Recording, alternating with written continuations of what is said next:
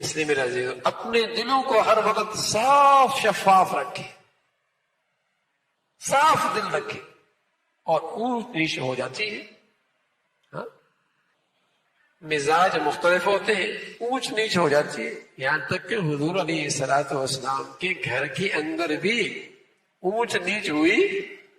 چند دن تک حضور گھر سے باہر رہے، ہاں لیکن الحمدللہ پیارے نبی نے سبق دیا، ارے جب گھر میں رہتے ہیں تو اونچ نیچ ہو سکتی ہے، لیکن درگزر معافی درگزر پھر زندگی محبتوں والی گزرنے لگے. مزاج میں حضرت صدیق اکبر اور حضرت عمر رضی اللہ تعالیٰ عنہ کے مزاج میں فرق تھا. ہاں دو چند مرتبہ طبیعت کے اندر فرق بھی آیا، لیکن اللہ کا خوف غالب تھا، آخرت کی فکر غالب تھی، نبی کی تعلیمات آنکھوں کے سامنے تھی. حضرت عمر ناراض ہوئے، پیچھے پیچھے صدیق اکبر معافی مانگنے کے لیے. گھر میں جا کر جب عمر نے دروازہ بند کر دیا تو صدیق مایوسی کے ساتھ واپس آیا. حضرت عمر رضی اللہ تعالیٰ کو خیال ہوا کہ صدیق ناراض ہوگا تو میرا کیا بنے گا. وہ پیچھے دوڑ پڑے، کبھی یہ پیچھے معافی کے لیے دوڑ رہے ہیں، کبھی وہ پیچھے دوڑ رہے ہیں. حضور علیہ الصلوۃ والسلام کی خدمت میں آیا، کیا اللہ کے صدیق فرما رہا ہے کہ عمر مجھ سے ناراض ہو گیا. حضرت عمر فرما رہے ہیں اللہ کے رسول صدیق مجھ سے ناراض ہو گیا، ان کے بولو مجھ سے راضی ہو جائے. سبحان اللہ. تو اونچ نیچ ہو جائے گی، گھر کے اندر بتانے آواز آ جائے گی، لیکن اللہ کا خوف ہے تو یہ اس کا تعلق رہ نہیں سکتا.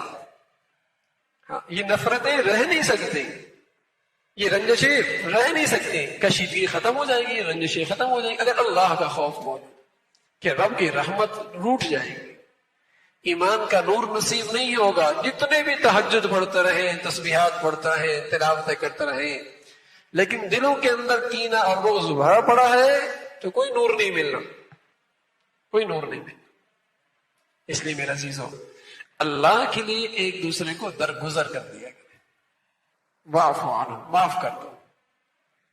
یہ کم از کم آخری درجہ ہے معاف کرنے کا، ورنہ اچھا تو یہ ہے کہ اس کے ساتھ خیر خائی کا معاملہ کرے.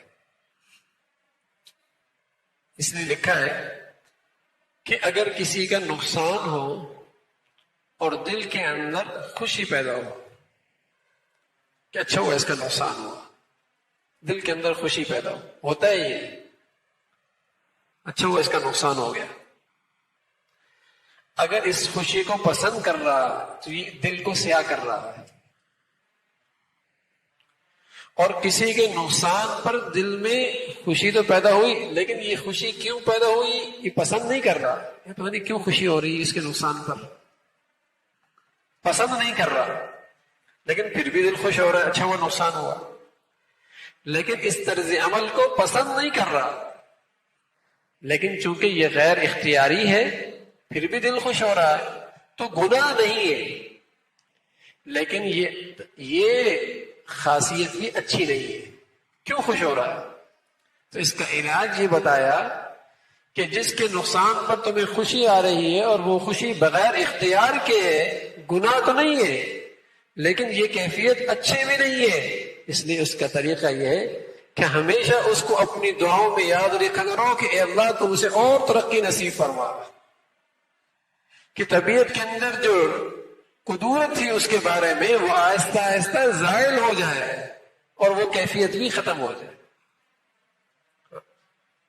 اس کی تعریف کرو لوگوں کے سامنے،